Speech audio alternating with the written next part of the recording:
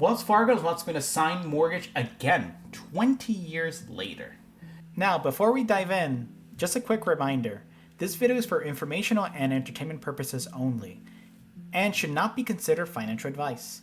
Our full disclaimer is shown here and on our website. Hello everyone, and welcome to another episode of Finance with Anthony.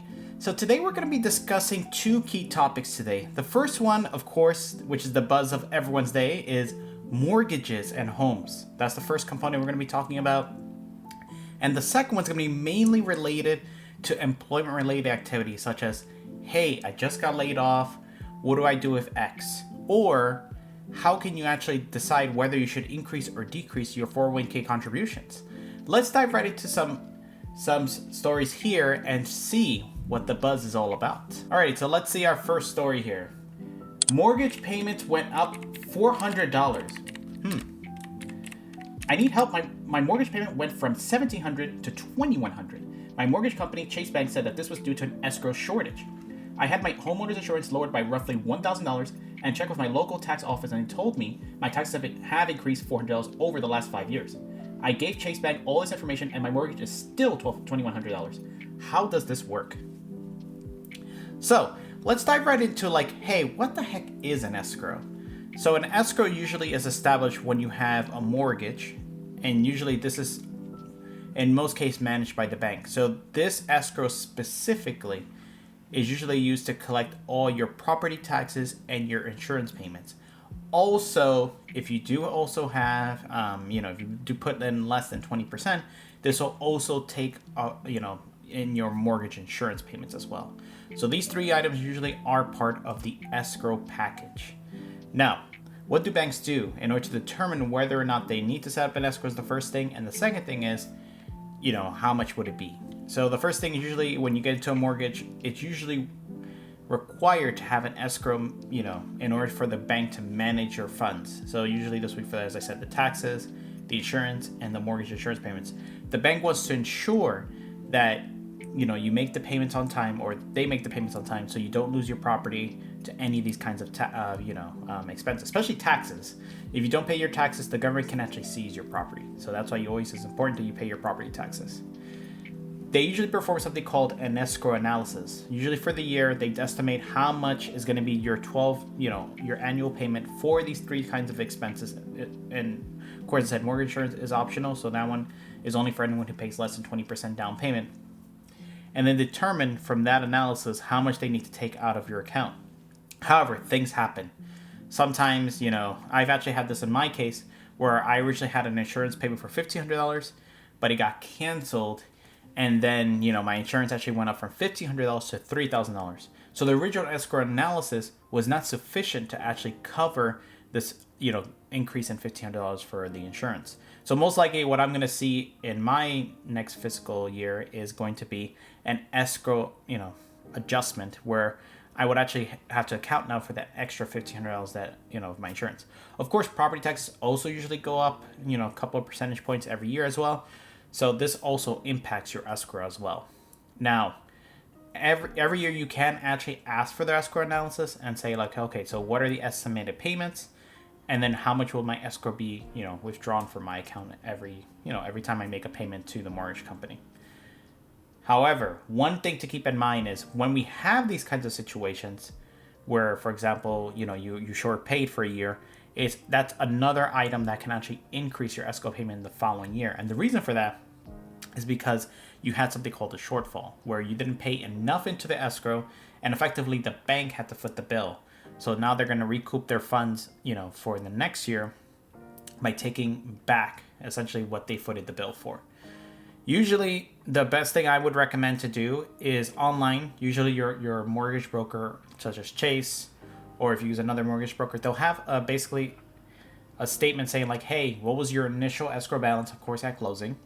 And then what are the payments that are going against that escrow? Usually when I fill out my taxes every year, I will actually look at the escrow balances and kind of see where everything is going, whether it's the property taxes, the mortgage insurance, or just, the property insurance.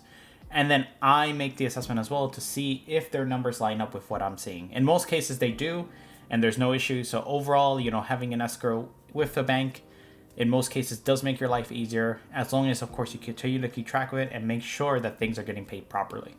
So hopefully this helps. And yeah, let's move on to the next one. Wells Fargo wants me to sign mortgage again, 20 years later. I received a call and a package from Wells Fargo stating that they would like me to sign my mortgage again, as their copy is not clear enough. They also stated there's no changes to this copy. It is just to make their copy legible. That's pretty strange. This is Wells Fargo. I do not trust them at all. Could they do anything negative to me if I do not sign this new mortgage package? Just to clarify, I did call Wells Fargo directly using a 100 number from the website and verified that this is a legitimate ask, but I don't trust Wells Fargo. I really don't want to do it.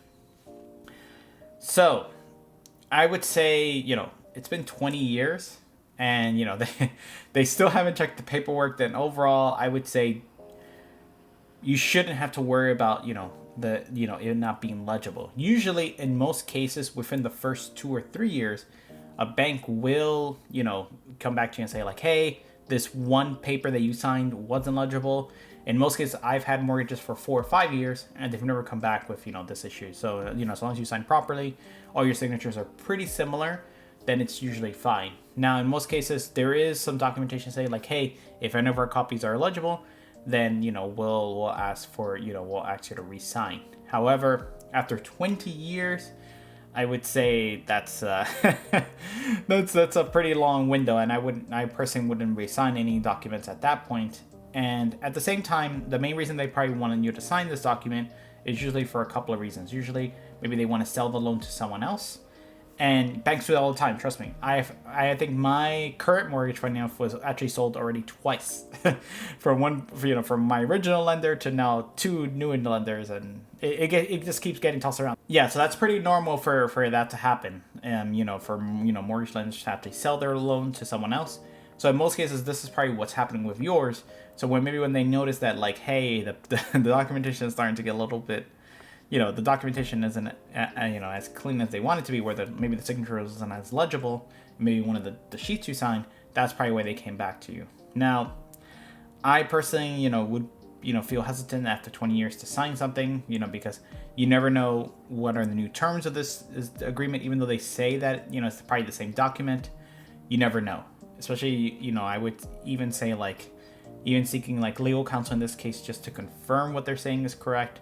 And just make sure that, of course, there's no clause in the mortgage agreement saying, like, hey, they can actually, call the loan. So what calling the loan means is that if they call the loan, they essentially make you pay everything that's owed at that time in one lump sum.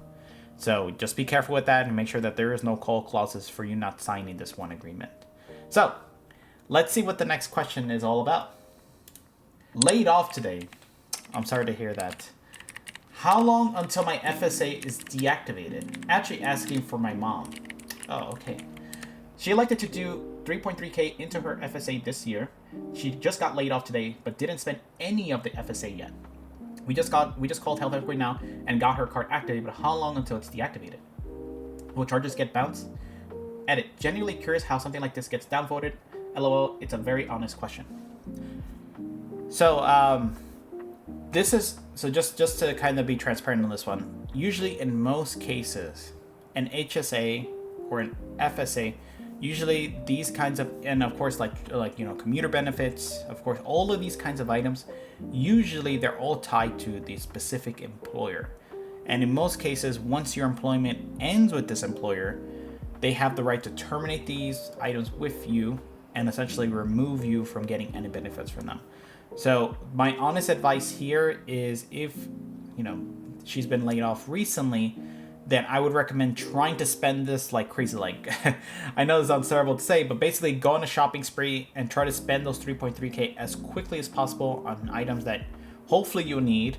There's a lot of things out there that are FSA eligible, such as like computer glasses.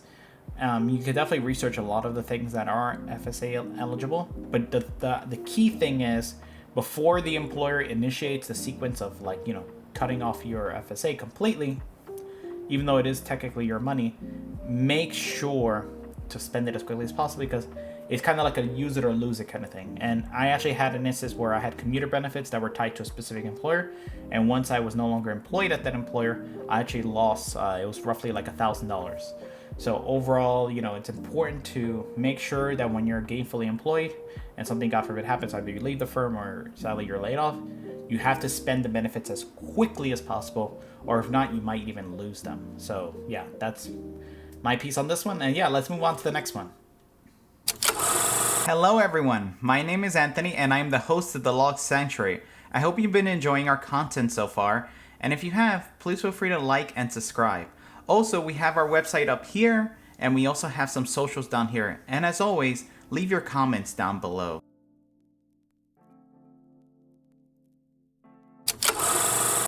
Temporarily stop 401k contributions to build emergency fund. I like this one. Looks like we're heading toward a recession and I'm quite nervous. I work in tech and my job is moderately safe. However, my wife is a statistician, which is not a very recession-friendly field. I currently have 4K saved. Ooh. Well, that's something. That's something. Our minimum monthly expenditure is 3K, so we have just over 1 month saved. I've canceled all unnecessary subscriptions, which will save us $450 a month, and stop my wife's personal Roth IRA transfers $150 weekly, which gets us to $1,050 a month saved. Now, my question is, given how quickly the economy is crashing, should I also forego my 401k? I contribute 4% with 4% employer match. Obviously, I would love to keep it, but immediate survival seems more important. I would start contributing again once we hit 18K, which is 6 months. Thoughts? Yeah, this is gonna be a tough one for me. So, because I am someone who's risk averse, so the first thing for me is just like you mentioned, survivability. Is my account padded enough where if God forbid I were to lose my job, would I have enough at least for 6 months? Sometimes it's better even 12 months. Some cases I wish I had for 12 months, but sometimes I have to settle for 6 months with how things are. And the reason for that is because, a lot of the things are tied to those savings. Usually, if you want to save your house while you look for a new job, you need this emergency fund. You could have the investments, of course, and then liquidate those, but there's such a great amount of penalties by having it tied up with 401k, so you have to think about, do I want the short-term gains, or do I want to, secure myself enough where if God forbid something does happen, or we do enter recession, or the economy crashes, am I protected enough to at least withstand the storm? And that's important to understand because, withstanding the storm, especially in this economic climate, is important. Because, if you don't withstand the storm, you lose everything. And we've seen a lot of cases where, God forbid, people lose their homes, lose their livelihood, just because they didn't have enough in their emergency fund to cover the expenses while they look for new employment, or were able to ride out the economic downturn, which comes in sprints. Economic downturns, they're cyclical, and there's economic boom, there's recession, and it just keeps going up and down. It just happens all the time. Every couple of years, there's always something going on with the economy, and sometimes even the political atmosphere will actually cause direct economic impacts as well. So I would say definitely build up the emergency fund, in my own opinion, and then go back to contributing to your 401k. This is my 2 cents, and this is what I firmly believe. All right, let's move on to the next one. Tax question plus increased pay. I am not getting a refund this year and owe the government $14. Last year my refund was around $200, why is that? I make up about 14K more this year. Otherwise, nothing has changed. So let's talk about the economics of a refund and, and essentially you owing them the government some money. So this is what I believe. When you actually have a refund, it's because essentially the government didn't take enough of your taxes, of course, when they pulled it out. The good thing about getting a refund, of course, you do get that sense of feeling like, yes, I got a refund, it's great. But in reality, all of that money that you actually gave to the IRS is essentially lent to them at 0% interest. However, try owing the IRS some money. They're not going to loan it to you for 0%. They're gonna charge you interest, penalties. Forget about it. It's the whole shebang. But anyways, so I would say, I personally, for me, is I would rather be at a very low refund or close to even owing some money than having a large refund. And the reason for that is because you've actually made the contributions that you needed to make. And at the same time, think about it this way. If you essentially if they withhold more money from your paycheck every month, you don't have that money on hand when you need it. Of course, I know this is a great boon for people who say hey, I'm not a very good saver maybe, and having that refund really makes it so it's kind of like I'm depositing the money into a savings account. But that's something that of course you need to think about. If you never take the first step to actually think about your future and take control of what you need to do, then you're never going to be able to continue your path forward. So what I would say is, make enough of the payments where you either have a small payment due or essentially no payment due, and then really utilize the extra money that you do get, you realize the extra, the taxes that you would get essentially, and think about what to do with it in the short term, because there are things like you could do within that year. Instead of giving it at 0% and no refund, you could actually be investing it in the S&P 500. You could be putting it towards a down payment of a house. There's so many things you could utilize that money for, that giving it to the government may not be the best use of the money. It might be better to for you to keep it in your pocket and really utilize it for your future and invest in yourself. So let's move on to the next one now. 30K pay raise to go from a remote to 3 days in office. I currently make 139K with 10% targeted bonus, got an offer for 170K with 15% bonus. I'm currently fully remote. My new job is now remote, but they're opening an office in my city and require 3 days in office with Monday as mandatory. I don't have an in-office start date. They haven't signed the lease or anything yet. I currently rent, but I want to buy this year. This new office will be on the same side of town as my apartment, but I really want to move to another side of town, but commute-wise, I will move closer to my job once they have a location. Since I currently rent and want to move anyway, housing near my new job will be more expensive than other locations. I would consider if I remained in my current remote role. About me, mid-40s, single, no kids. I don't have the time stressors like a parent/spouse would. I'm bored and underutilizing my role, but it's easy and low stress.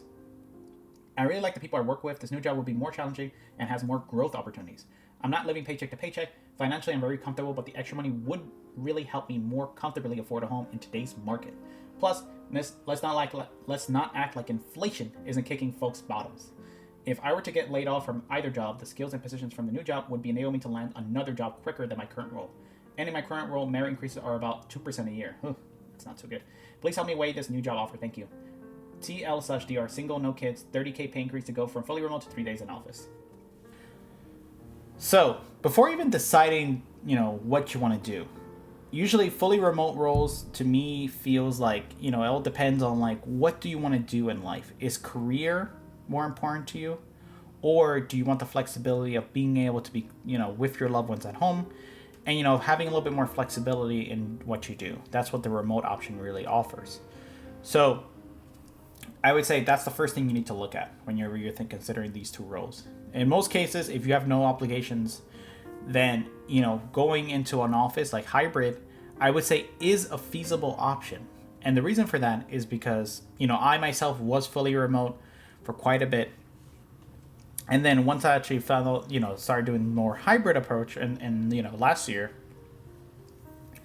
I actually realized that, hybrid was actually more my thing. And the reason for that is because I get to interact with more people. I get to really, meet my boss. If I need to tap someone on the shoulder, it's much easier. Not that you can't do that when you're fully remote, but I just feel like there's more connection when you're in a hybrid role. And plus, you're more visible. You're more there. That's what I feel. And usually, that's why I actually go more for the hybrid roles now going forward. And the great thing about hybrid roles, in most cases, it does pay more than remote roles. So, depending on the role, and just like here, they're mentioning 30K more, which is a great boon, just in case you need to do more investments, save for a home. Especially in this economy, a 2% raise is not cutting it. 2% is barely keeping up. Sorry. A 2% raise is barely keeping up with inflation. Inflation nowadays, forget about it. It's like 7 to 10%, and you're getting a 2% is actually taking a pay cut every single year. So that is not a great career move, I would say. And plus, think about it this way: if you're getting more money, able to actually grow yourself and grow your skill set, that's going to help you in the future when you continue to want to grow, whether it's to a manager level, a director level, whatever level you're in right now. In order to get to the next level of your career, you have to think about what are the skills necessary. Does my current job have that? Or do I need to, move on to another role in order to accelerate myself and make myself the best version I can be? Alrighty, so that is going to conclude Finance with Anthony, episode 19. I hope everyone out there has a blessed day, and adios. Keep doing what you're doing. You're doing an amazing job, and I'm wishing everyone out there all the best.